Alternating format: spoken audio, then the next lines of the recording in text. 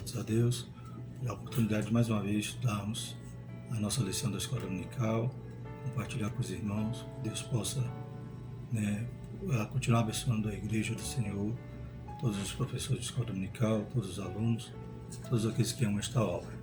Estaremos estudando a lição 7, tem por título Cultuando a Deus com liberdade e reverência, e o tema do trimestre é o verdadeiro pentecostalismo, atualidade da doutrina bíblica sobre a atuação do Espírito Santo, revista essa comentada pelo pastor Ezequiel Soares.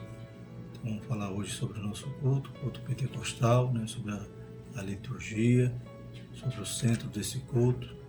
Estaremos estudando então algo que condizente com o tema, pois estamos estudando o verdadeiro pentecostalismo e é bom discernirmos, percebermos o real conteúdo de um culto pentecostal, a direção que esse culto deve tomar e conforme a instrução do apóstolo Paulo, que ele nunca perca nem a ordem nem a decência, sempre esteja composto com esses elementos.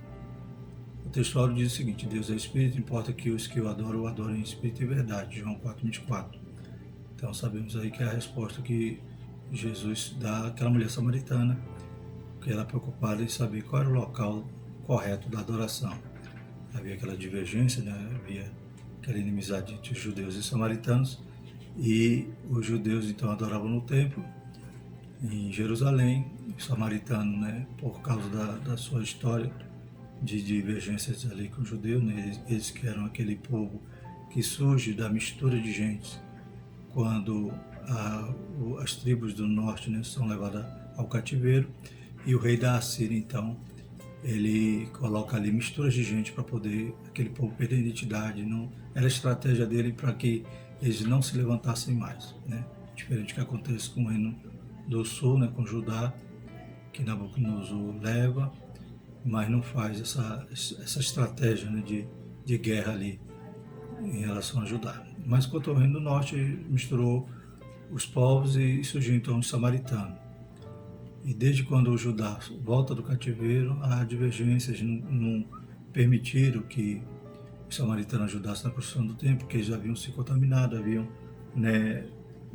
feito com que a religião sofresse aquela mistura, eles adoravam vários deuses, então não há aquela aliança dos judeus que retornavam com os samaritanos. E há toda essa disputa até os dias de Jesus. A mulher então pergunta qual era o lugar de adoração, porque os samaritanos eles construíram um templo lá no Monte Gerizim, e ali eles adoravam, e até hoje os samaritanos, um pouco do grupo que existe ainda, eles oferecem sacrifício no Monte Gerizim. E então a mulher perguntava onde era o lugar de adoração, perguntava, é em Jerusalém, é aqui, nesse poço que Jacó nos deu. Então Jesus disse que o que importa não era o lugar, era a postura, a posição, como a gente vai ver aqui na verdade prática. Adoração em espírito diz respeito à posição espiritual do adorador. Isso quer dizer que o que vale diante de Deus é como adorar e não onde adorar. Então, como está sendo essa adoração? Se essa adoração está sincera, se está em verdade. Então, veremos que esse culto, que também pode se traduzir por adoração, ele não é só na igreja, porque não é o lugar, é a posição. É claro que quando nos reunimos, quando há 2 ou 3 reunidos em nome de Jesus, Jesus se faz no nosso meio, louvado seja o nome do Senhor. Então, o culto é na igreja, mas tudo que nós vivemos, tudo que nós façamos, comamos ou bebamos, tudo façamos para a glória de Deus. Então, sempre devemos estar adorando esse Deus, cultuando a Ele em qualquer lugar que estejamos. A leitura diária na segunda Levítico 10:1-2, a reverência na adoração não é uma questão de formalidade, mas de respeito. Terça, 1 Samuel 15:22, o ritual religioso sem reverência é desobediência e não tem aceitação divina. Quarta, Eclesiastes 5:1, a reverência no culto significa ter consciência da majestade divina. Quinta, Miqueias 6:6-8, não devemos confundir religiosidade com espiritualidade. Sexta, 1 Coríntios 14:20, a espiritualidade pentecostal não elimina a maturidade e nem o bom senso. Sábado, 1 Coríntios 14:23-25, a liberdade e reverência são características do culto pentecostal. Então vemos que o nosso culto, né, não é como alguns que tentam nos acusar, não, é bagunçado, não. É um culto de adoração a Deus, no qual há manifestação do Espírito Santo e, né, cremos que Deus recebe nosso culto, pois ele é baseado em ordem e decência. É claro que, como a gente está estudando o verdadeiro pentecostalismo, hoje surgem várias vertentes, né, que acabam, né, banalizando o culto, né, esquecendo que o culto é sagrado, que o nosso Deus está ali naquele lugar e ele é santo, louvado seja o nome do Senhor. Infelizmente, mas para combater o falso pentecostalismo, por isso que precisamos estudar a palavra, por isso que a igreja tem que crescer na graça, no conhecimento, né? E o tema dessa escola dominical é propício à época que vivemos, pois necessitamos, né, voltar às origens, né, voltar ao nosso primeiro amor. A leitura bíblica em casa se encontra em 1 Coríntios 14, de 26 a 32. Vamos fazer a leitura, irmãos. Que farei, pois, irmãos, quando vos ajuntais? Cada um de vós tem salmo, tem doutrina, tem revelação, tem língua, tem interpretação. Faça-se tudo para a edificação. E se alguém falar língua estranha, faça-se isso por 2, ou quando muito 3, e por sua vez, e haja intérprete. Mas se não houver intérprete, esteja calado na igreja e fale consigo mesmo e com Deus. E fale 2 ou 3 profetas, e os outros julguem. Mas se a outro que estiver assentado for revelado alguma coisa, cale-se o primeiro, porque todos podereis profetizar, uns depois dos outros, para que todos aprendam e todos sejam consolados. E os espíritos dos profetas estão sujeitos aos profetas. O objetivo geral da nossa lição é conscientizar que no culto pentecostal há liberdade e reverência. Os objetivos específicos, né, que buscaremos, né, extrair de cada tópico da nossa lição é conceituar o culto pentecostal, apresentar o centro do culto pentecostal e explicar como se expressa a liturgia de nossa igreja. Interagindo com o professor, extraímos o seguinte: espera-se que em nossos cultos haja louvor congregacional, oração pelos enfermos e demais causas, leitura congregacional das Escrituras, oportunidade aos irmãos, ofertório, pregação da palavra de Deus, apelo, oração final e bênção apostólica. Entretanto, há elementos sobrenaturais que são esperados por todos que se reúnem em nome do Senhor Jesus. A manifestação dos dons espirituais. Esperamos que haja adoração em línguas, expressão de profecias e outros dons, tudo para a edificação dos santos. Esses elementos marcam a liturgia pentecostal. Então a gente vê que a nossa liturgia é bem simples, né? E aqui no Interagindo com o professor a gente percebe alguns pontos comuns, né? Muitas Assembleias de Deus em todo o Brasil, eu creio que tem esses elementos, né, na sua liturgia. Oração pelos enfermos, demais causas, né? Antes disso, né, o louvor congregacional, né, que devemos valorizar bastante. É o momento que cantamos os hinos da harpa, todos cantam, quem tem voz bonita, quem não tem, né, mas é um louvor que é da congregação, né, todos reunidos ali, como diz o hino, né, todos juntos o louvemos, né. Então é maravilhoso isso. Oração, a leitura também congregacional, né, muitas vezes chamamos de a leitura oficial, né, daquele culto. Então temos a leitura que todos também leem, oportunidade aos irmãos, né, então a gente vai estudar aqui, né, no nosso púlpito tem mais acesso, né, assim, aos irmãos, oferta, pregação da palavra de Deus, que é o centro, né, apelo, oração final e bênção apostólica. Então quase todas as Assembleias de Deus seguem essa sequência, né, embora não engessada, né, isso aí é comum em nossa liturgia. E interessante aqui também destaco aqui a questão do apelo, né? O apelo é algo maravilhoso, é algo necessário, né? Me vem à memória, né, o pregador D.L. Moody, né, do século XVIII, né, um pregador dos Estados Unidos. Ele certa feita estava pregando no auditório e o tema da pregação, né, é o que faremos com Jesus. E no final da pregação ele diz assim: para que todos aqueles que estavam ouvindo, né, que não eram ainda cristãos, pudessem pensar durante aquela semana, né, e viesse na semana seguinte para dar uma resposta se desejavam ou não aceitar esse Jesus que ele pregava. Acontece que naquela mesma noite, né, ocorre um incêndio tremendo ali, terrível ali em Chicago, que destrói cerca de 18 mil prédios. Então foi algo terrível, destruiu a casa de Moody, a igreja, tudo ali. Mas ele não se preocupou com as perdas materiais. A preocupação maior dele foi, né, ele disse assim: nunca mais eu vou dar para a plateia uma semana para eles pensarem a respeito da salvação. Então ele viu a importância do apelo, que era urgente, que era para aquele culto, para aquele momento que ele deveria ter perguntado se alguém desejava aceitar Jesus. Então muitas pessoas morreram naquele incêndio e ele ficou então inconformado, não pelas perdas materiais, mas pelas perdas espirituais, por causa da forma como ele tratou, né, e disse: vocês têm uma semana para pensar. Então é interessante que o apelo é algo que na igreja pentecostal, na igreja Assembleia de Deus, né, todo culto, né, só raras exceções quando se esquece, mas sempre tem alguém para puxar o paletó do pastor e falar: o apelo, pastor. Graças a Deus, né, que nós ainda temos esse costume. E além de tudo isso, dessa liturgia bonita que nós já usamos no nosso culto, né, por sermos pentecostais, tem que haver, né, os elementos sobrenaturais, né, a manifestação dos dons espirituais. É o que nós temos estudado, né, a respeito do batismo, a respeito dos dons espirituais, do fruto do Espírito, e é necessário que a gente veja isso na nossa igreja, que isso não seja extinto, não seja extinguido, né? O pastor Adilson da Silva, né, no seu vídeo, ele diz que todo culto pentecostal, nós estamos ali na expectativa de um milagre. Então nós não vamos cultuar a Deus, adorar um Deus que não responde, um Deus que não age, um Deus que não tem poder. A gente vai adorar o El Shaddai, o Deus Santo, o Deus maravilhoso, o Deus que está atento à nossa oração.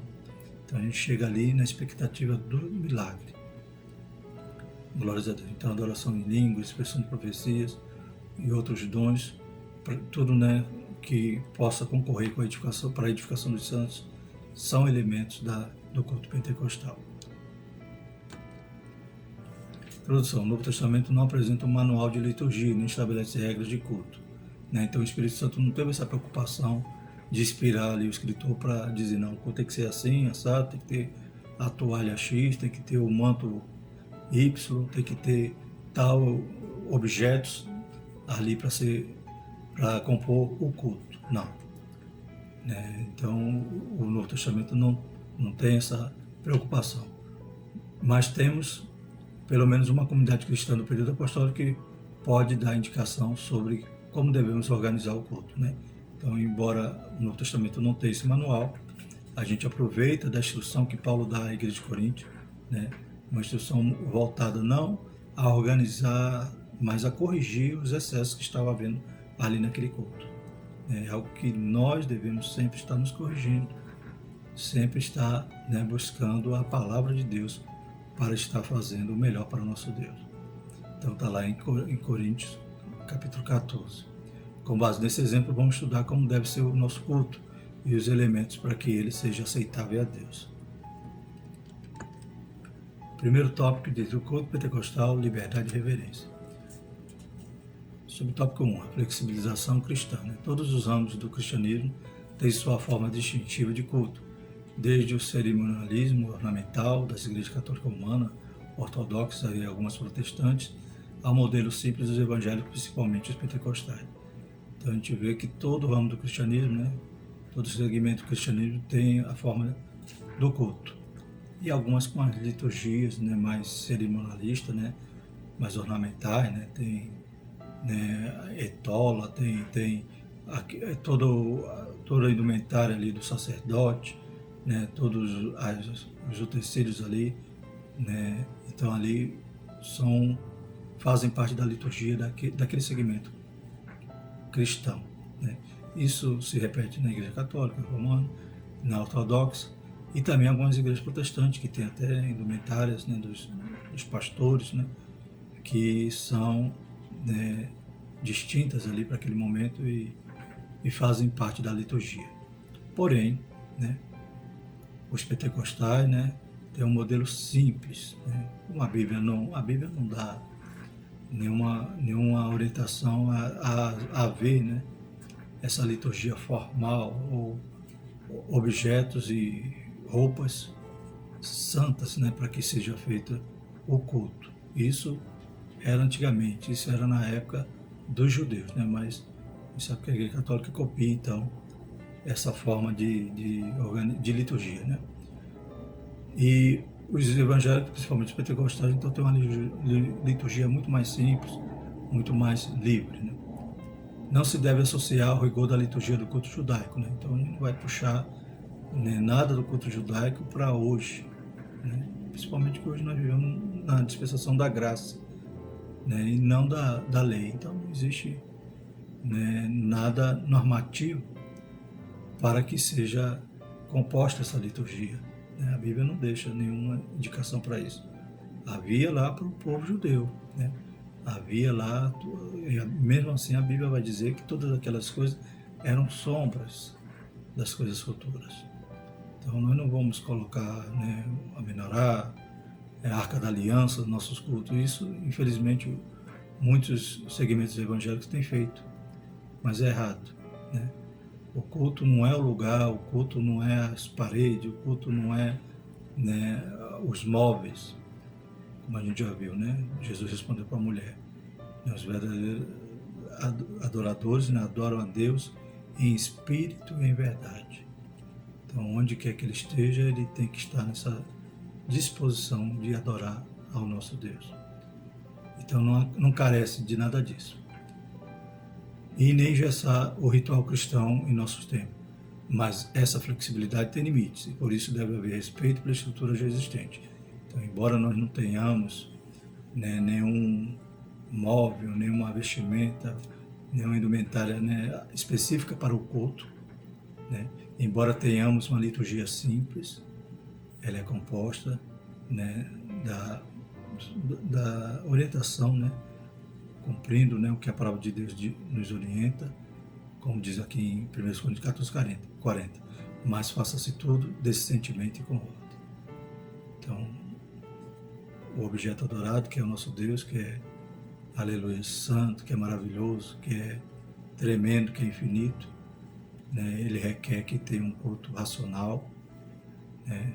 Deus, de forma alguma, quer que nós tenhamos um culto puramente em êxtase, mas aqui é um culto racional, um culto que haja decência e haja ordem, né? Tenha liberdade, né? Tenha a simplicidade, tenha o Espírito Santo, a ação, os dons, mas não foge da ordem e da decência. O culto. O termo culto é sinônimo de adoração. O nosso enfoque é no sentido de adoração. Então, o culto, né, no termo, né, significa propriamente adoração, serviço, adoração. Conforme a palavra do grego, latreia, serviço, adoração, e o verbo latreou, ou latriou, servir, prestar culto, adorar. Mateus 4:10, quando Jesus diz ali para Satanás, né, que só ao Senhor que nós devemos servir ou adorar. A Septuaginta, né, que é a tradução do Antigo Testamento para o grego, ela vai usar a palavra latreia, né, para traduzir do hebraico avodá, que também significa serviço e culto. Essa palavra aparece com esse sentido 3 vezes no Novo Testamento.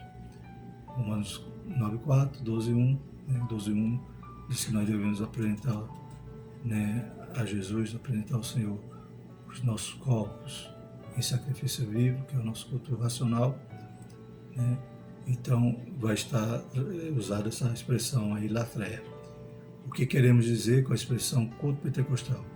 É a nossa liturgia, isso é, a forma como adorarmos a Deus. Então, essa expressão culto pentecostal significa como é a liturgia da igreja pentecostal. Amém? Então vamos decifrar, né? Ou lembrar aqui algo que nós já sabemos. Terceiro ponto, subtópico, é a reverência no culto. A adoração a Deus é o momento mais sublime na vida humana. Significa essencialmente o reconhecimento, a celebração e a exaltação da majestade divina. Por isso deve ser oferecida com reverência. Então nós vamos para a igreja, não é para assistir, não é um auditório ali para assistir uma peça teatral ou um evento ou algo que venha, né, nos interter. Nós vamos ali para adorar a Deus, nós não vamos para receber, nós vamos para dar. Né? Então temos que reconhecer, né, celebrar a majestade de Deus, a sua graça, sua misericórdia, o seu cuidado que Ele tem conosco. Então por isso deve ser oferecida com reverência. Então eu não estou indo ali para me aparecer, para me mostrar, para me apresentar. E não estou indo ali para me distrair. Estou indo ali para levar o meu culto a Deus, apresentar a Ele meu serviço, meu culto, minha adoração. Repetindo, 1 Coríntios 14:40, faça-se tudo decentemente com ordem. O culto é o diálogo de Deus com seu povo, é um momento de reverência. O que é um diálogo? O diálogo compõe de duas pessoas, duas pessoas conversando. Nós conversamos com Deus através das nossas orações, através da nossa adoração, do nosso louvor, e Ele conversa conosco através da sua palavra, ou através da manifestação de algum dom espiritual. Então é um diálogo. Então é um diálogo, nós vamos ali para conversar com Deus. É a casa de Deus que nós estamos ali para adorá-lo, bendizê-lo na beleza da sua santidade. Então, entrar e não sentir a presença de Deus, entrar e sair sem ouvir a sua voz, a gente só foi passear. Mas quando a gente vai adorá-lo, a gente quer ouvir a sua voz, a gente quer sentir a sua presença. Guarda o teu pé quando entrar na casa de Deus. Eclesiastes 5:1. O pastor Ezequias diz aqui que na igreja lá em Jundiaí havia essa inscrição desse versículo.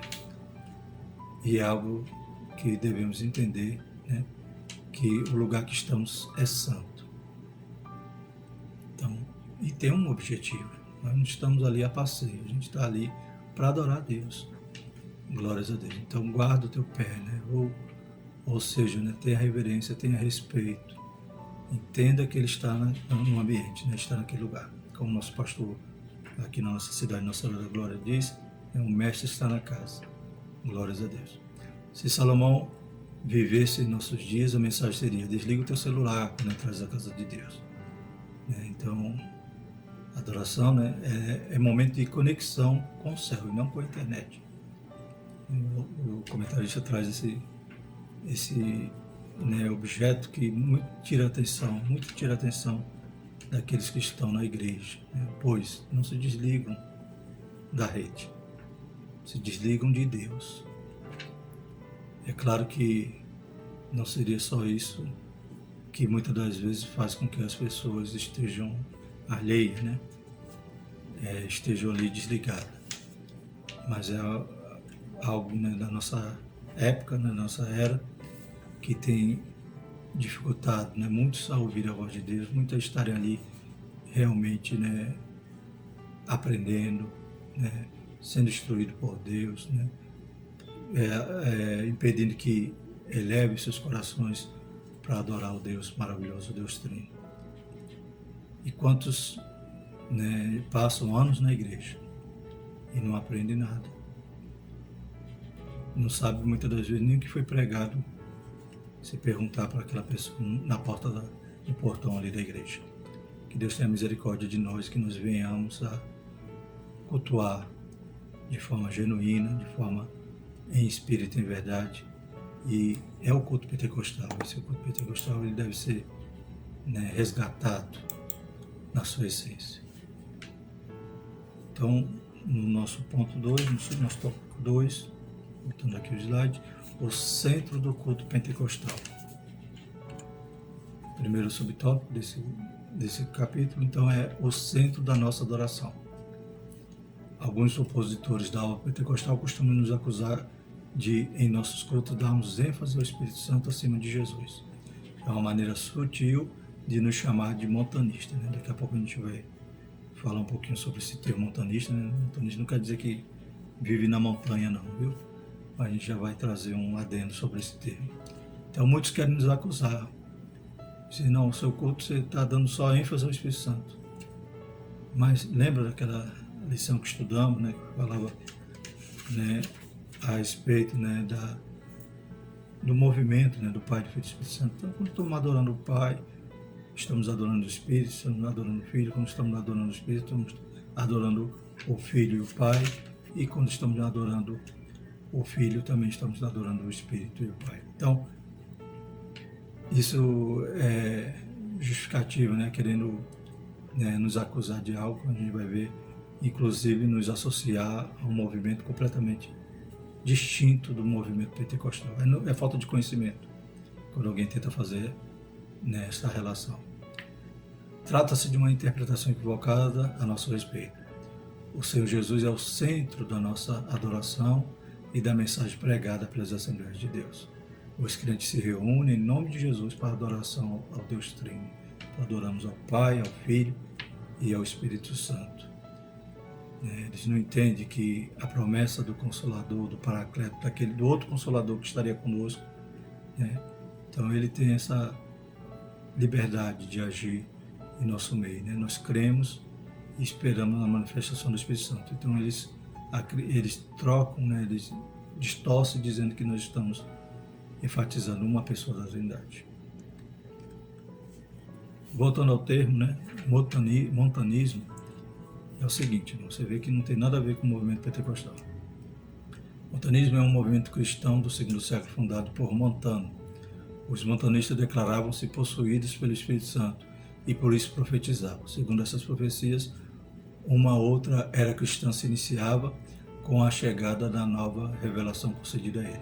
Então, só nesse primeiro parágrafo a gente já vê que tratava de uma heresia, uma nova revelação, não existe profecia acima da palavra, não existe nova revelação. E ainda dizia esse Montano, segundo alguns estudiosos, também diz que ele se autodenominava Paracleto, então ele mesmo já era o Espírito Santo. Então, realmente não tem nada a ver com a nossa fé. Esse movimento surgiu na Frígia, também são conhecidos como os frígios, Ásia Menor Romana, hoje Turquia, pelos anos de 170 d.C. Havia duas mulheres, Priscila e Maximila, que eram as porta-vozes proféticas de Montano, e dizia que o Espírito Santo falava através dela. Fez muitas predições proféticas enganosas, pois jamais foram cumpridas, como a de que a aldeia de Pepusa, também é outro nome que o movimento recebe, na Frígia seria a Nova Jerusalém. Então, eles profetizaram que Pepusa seria a Nova Jerusalém. Proibia certos alimentos, exigia jejuns prolongados e não permitia o casamento de viúvas, como também negava o perdão de pecados graves ao novo convertido, mesmo após o batismo, com confissão e arrependimento. Montano queria fundar uma nova ordem e reivindicar seu movimento como sendo um movimento especial na história da salvação. O principal motivo de Montano era lutar contra a paralisia e o intelectualismo estéril da maioria das igrejas organizadas na época. Felizmente ele também caiu em extremos enganosos, Então ele foi para o extremo da heresia, E a ponto de se autodeclarar o Paracleto. Então a gente vê que esse movimento montanismo não tem nada a ver com o pentecostalismo, Isso aí é apenas pessoas que querem distorcer, querem zombar, dos pentecostais e distorcer, aquilo que nós cremos, Nós não somos nem um pouquinho parecido com esses que viviam essa heresia no século II. O centro da nossa adoração. Então, a declaração de fé das Assembleias de Deus diz que reunimos-nos como corpo de Cristo para a adoração pública ao Deus Trino. Esse é o padrão ensinado na Escritura, porque nós é que somos a circuncisão, nós que adoramos a Deus no Espírito e nós gloriamos em Cristo Jesus e não confiamos na carne. Filipenses 3,3 na nova versão atualizada. Então percebemos que desde a nossa declaração de fé, desde o início do movimento pentecostal, a gente dá ênfase à Trindade. Então não tem nada a ver com as especulações daqueles opositores. Segundo subtópico, um culto vibrante no poder do Espírito. O assunto de 1 Coríntios 14 é a adoração. A expressão paulina, quando vos ajuntais, se refere aos cultos. Então, percebemos aí que o culto era um momento que eles se ajuntavam ali, e Paulo dizendo, quando vos ajuntais, faça isso, faça aquilo. Então, vamos ver suas instruções. A exortação paulina à comunidade cristã de Corinto nos ensina muita coisa sobre o culto. entre elas que o culto não era entediante, nem consistia num pregador falando para um rebanho atento e silencioso, pois havia uma interação dinâmica de compartilhar e receber. Tudo com ordem e decência, claro, é isso que Paulo vai também enfatizar. Então não era um culto que apenas eram espectadores, mas o Espírito Santo, ele usava quem queria, como queria. A diferença é que os crentes ali de Corinto estavam fazendo mau uso dos dons. Paulo não estava proibindo eles de usar os dons, mas estava instruindo eles não fazerem mau uso desses dons, da forma desorganizada como estava acontecendo ali. Os crentes não eram espectadores, mas participantes do culto. O contexto sugere a participação dos crentes em geral. Terceiro subtópico, a característica pentecostal.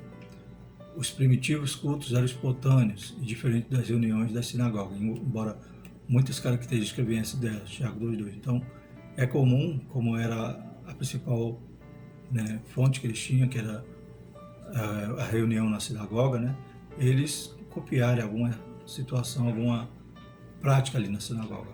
Não a liturgia, não os utensílios, mas algumas coisas que aconteciam na sinagoga, é claro que culturalmente era transmitido ali para os cultos, primeiros cultos.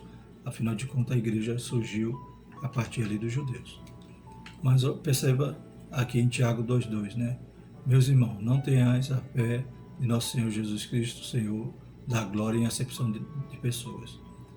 Aqui o versículo 1. Vamos para o versículo 2. Porque se o vosso ajuntamento entrar algum homem com anel de ouro no dedo, com trajes preciosos, e entrar também algum pobre com sórdido traje. Então, eram situações, aqui em Tiago, no versículo 3, vai explicar que não era para fazer acepção. Colocar aquele que tinha o dedo de ouro na mão sentado e o pobre em pé.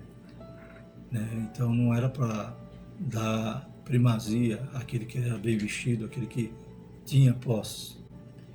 Mas isso acontecia na sinagoga, Isso acontecia na sinagoga, por isso que a gente vê uma situação que ocorria na sinagoga. Os importantes ficavam em posições de destaque e os pobres ficavam em posição inferiores. Só que em Cristo Jesus era diferente. Então, o Tiago está orientando ali, na sinagoga acontece assim, mas aqui vamos viver uma fé no nosso Senhor Jesus Cristo sem ter a acepção de pessoas. A liturgia dos cultos constava de oração e cântico, 1 Coríntios 14:15. O louvor, a parte da adoração a Deus desde os tempos, o louvor parte da adoração a Deus desde os tempos antes dos séculos e até a consumação dos séculos, Então Jó vai dizer assim, quando as estrelas da alva juntas alegremente cantavam e todos os filhos de Deus jubilavam. Então Jó vai mostrar aqui o louvor desde a criação, Os anjos ali já louvavam o Senhor e vai até o final, Em Apocalipse 7:9 vai ver as multidões de toda a raça, tribo e nação adorando ao nosso Deus. Então, faz parte do culto, a adoração, o louvor. Também a leitura e exposição da Escritura Sagrada aparece como elemento do culto cristão em outra fonte paulina, Persiste em ler, exortar e ensinar, 1 Timóteo 4:13. A instrução é uma referência à leitura pública, então, exortar, ensinar, Ler e ensinar, então tem que ser algo público, algo a um público, ali, fazer parte do culto. As ofertas são parte da adoração bíblica desde os tempos do Antigo Testamento, então era comum nas festas judaicas, cada um não comparecia diante de Deus com as mãos vazias, cada um trazia sua oferta.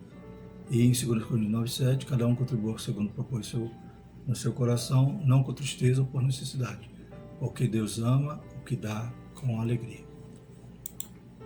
Então são pontos que faziam parte do culto ali em Coríntios, o culto da igreja primitiva e que hoje também faz parte da nossa liturgia simples, mas compõe também a nossa liturgia. Como a gente viu desde o interagindo com o professor, a gente falou falou de oração, falou de cânticos congregacionais, falamos também de oração pelos enfermos, leitura congregacional das Escrituras, oportunidade aos irmãos, ofertório e a pregação da palavra. Então, são componentes, são elementos do culto, desde a igreja primitiva que nós repetimos. Como se expressa a liturgia de nossas igrejas? O nosso tópico terceiro. Primeiro subtópico, nossas reuniões de adoração. A nossa liturgia é simples e permite que quaisquer irmão e irmã adore a Deus com liberdade. A nenhum deles é negado o púlpito, todos têm a oportunidade de falar a igreja que Jesus fez na sua vida. São os testemunhos sobre salvação, cura, libertação e outras bênçãos. Então, nossa liturgia é simples e é acessível até para qualquer irmão, né, contar o testemunho, né, ter a oportunidade de nossos púlpitos. A maioria, né, baseia a sua fé nos relatos bíblicos, que são os milagres registrados na Bíblia, que inspiram e levam os irmãos a receberem a bênção. Então, a gente conhece a Escritura, vê como que o nosso Jesus não mudou, que Ele é o mesmo que operou no passado, opera hoje. E nós testemunhamos do seu poder na nossa vida. Marcos 16, versículo 20 vai dizer: e eles, tendo partido, pregaram por todas as partes, cooperando com eles o Senhor, e confirmando a palavra com os sinais que se seguiram. Amém. Então, os milagres, a expectativa de milagres, como a gente já falou, nós, né, temos essa expectativa em cada culto. E quando o irmão conta um testemunho, conta uma bênção, né, glorificamos a Deus e isso edifica a igreja. Então, é maravilhoso essa liturgia. Louvado seja o Senhor. Nossas reuniões de adoração. Foi dessa maneira que crescemos e nos tornamos a maior denominação evangélica do país, né? Então, não existe aquele elitismo, né? Não existe tratamento diferenciado, né? Você é leigo, você não pode nem falar nada na igreja. Pelo contrário, né? Sempre há liberdade dos irmãos se expressar, testemunhar, né? E também não há divisão de sexo, tanto homens como mulheres são cooperadores do Evangelho. O Deus que nos trouxe até aqui, Ele mesmo nos conduzirá pelo seu Espírito até a vinda de Jesus. Essa adoração a Deus é em espírito e em verdade. Então, João 4, como já citamos, mas a hora vem, agora é, que os verdadeiros adoradores adorarão o Pai em espírito e em verdade, porque o Pai procura os tais que assim o adorem. Deus é espírito e importa que os que o adoram, adorem em espírito e em verdade. Percebemos que, né, essa nossa expressão de fé, essa nossa liturgia é baseada em um culto que tem que ter ordem, tem que ter decência, tem as manifestações do Espírito Santo, né, e é uma adoração em espírito e em verdade. Precisamos resgatar nesse culto simples, esse culto que o centro é o nosso Senhor Jesus, o centro é a adoração ao nosso Deus, e que não haja excessos nem meninices, mas que seja um culto que promova a edificação de toda a igreja, com profecia, com línguas estranhas, mas com foco de produzir edificação do corpo. Nossas reuniões coletivas de adoração apresentam as mesmas características dos cultos em Corinto. Então, o que Paulo está mostrando que existia na igreja de Corinto, existe hoje nas nossas igrejas, né? Agora, o que não pode existir era a bagunça que estava lá. Era isso que Paulo estava combatendo. As manifestações nos cultos que o apóstolo menciona em 1 Coríntios 14 são reais entre nós. Quando vos ajuntais, cada um de vós tem salmo. O que é salmo? Hinos, né? Cânticos espirituais, né? Tem doutrina, palavra, né? Tem revelação, tem língua, tem interpretação. Então, manifestações espirituais, né? Manifestação dos dons espirituais. Nossos irmãos e irmãs entendem essa linguagem com facilidade, pois vivemos essa mesma experiência. Então, embora os opositores querem nos combater, querem dizer que nós somos extremistas, estamos ressuscitando alguma heresia passada, como a gente já viu, isso é mentira, né? Isso é porque eles não entendem, mas nós já temos essa experiência, nossos irmãos já compreendem como é o nosso culto, que não pode haver, como já foi batido o martelo aqui, né? Ou batido na mesma tecla várias vezes, não pode haver desordem. Por quê? Porque se há o verdadeiro pentecostalismo, há o falso. E o falso, infelizmente, irmãos, a gente vê, né, as pessoas misturando objetos no culto, coisas do judaísmo, cultos que ninguém recebe nenhuma palavra, ninguém é edificado ali, porque só são palavras que ninguém entende, ou seja, um culto que é só falar em línguas. Era assim que Paulo estava dizendo, não pode ser assim. Tem que ter a palavra, eu posso até cantar espiritualmente, mas também tem que cantar com entendimento. Posso até falar, orar espiritualmente, mas também tem que orar com entendimento. Veja que no versículo 27 e 32 o apóstolo está tratando do culto pentecostal, se refere aos dons de língua, interpretação e profecia no culto, né? Conforme a gente leu aqui no texto da nossa lição. E se algum falar em línguas estranhas, faça-se isso por 2 ou quanto muito 3, e por sua vez haja intérprete. Mas se não houver intérprete, esteja calado na igreja e fale consigo mesmo e com Deus. E fale 2 ou 3 profetas e os outros julguem. Mas se o outro que estiver sentado for revelado alguma coisa, cale-se o primeiro. Porque todos podereis profetizar uns depois dos outros, para que todos aprendam e todos sejam consolados. Então o objetivo é esse, todos aprenderem, serem consolados, né, serem exortados, né, edificados. E também, concluindo, dizer, os espíritos dos profetas estão sujeitos aos profetas. Então não adianta alguém dizer que não tinha controle, que não tinha, que fez algo sem ter razão. A Bíblia diz que nós apresentamos nossos corpos em sacrifício vivo, que é o nosso culto racional. O Senhor, de forma alguma, subtraia a razão daquele que ele vai usar. É claro que não é o Espírito de Deus que está sujeito a nós, é o nosso Espírito que está sujeito a nós. Os Espíritos dos profetas estão sujeitos aos profetas. Mas Deus não é Deus de confusão, mas é Deus de paz. Culto pentecostal, segundo o subtópico, é muito comum o visitante sentir a presença de Deus em nosso culto. Também, continuando essa explicação lá em 1 Coríntios 14, vamos ver. De sorte que as línguas são um sinal não para os fiéis, mas para os infiéis. E a profecia não é um sinal para os infiéis, mas para os fiéis. Se, pois, toda a igreja se congregar num lugar e todos falarem em línguas, e entrarem doutos infiéis, não dirão porventura que estás louco. Mas se todos profetizarem, e algum indouto ou infiel entrar, de todos é convencido, de todos é julgado. Portanto, os segredos do seu coração ficam manifestos, e assim, lançando-se sobre o seu rosto, adorará a Deus, publicando que Deus está verdadeiramente entre vós. Amém, irmãos? Então, o poder de Deus tem que impactar na vida daqueles que estão visitando a igreja. Então só as línguas estranhas não ia produzir nada, mas se houver interpretação, é o mesmo que a profecia. E essa profecia vai fazer com que aqueles, se lancem sobre o seu rosto, adorem a Deus e publiquem, que verdadeiramente Deus está naquele lugar. Bendito é o nome do Senhor. Concluindo, irmão, o que precisamos saber é que o Novo Testamento não estabelece forma litúrgica de adoração porque parece não ter sido essa preocupação do Espírito Santo. Então o Espírito Santo não deixou essa revelação, não inspirou os autores do Novo Testamento para deixar uma liturgia formal, porque não tinha essa necessidade, não era algo que era a preocupação do Espírito Santo. Que os nossos cultos sejam dinâmicos e espontâneos, em nome de Jesus, com espontaneidade e reverência. Tem que ter reverência, tem que guardar nosso pé, tem que estar ali com foco, querendo ouvir a voz de Deus, querendo falar com Ele, se humilhar. Glórias a Deus. Nós participamos deles com cânticos congregacionais, corais, conjuntos, grupos de louvores, dando glória a Deus e aleluia. Então, nossos cultos tem que ter toda essa espontaneidade, tem que ser dinâmico, mas um culto reverente, reconhecendo que só o Senhor é Deus, que só Deus é o Senhor e que Ele está no culto. Louvado seja o Senhor. Aleluia. Se alguém puder chegar no culto e dissesse, não, hoje Deus faltou, vamos fazer do nosso jeito, de qualquer maneira.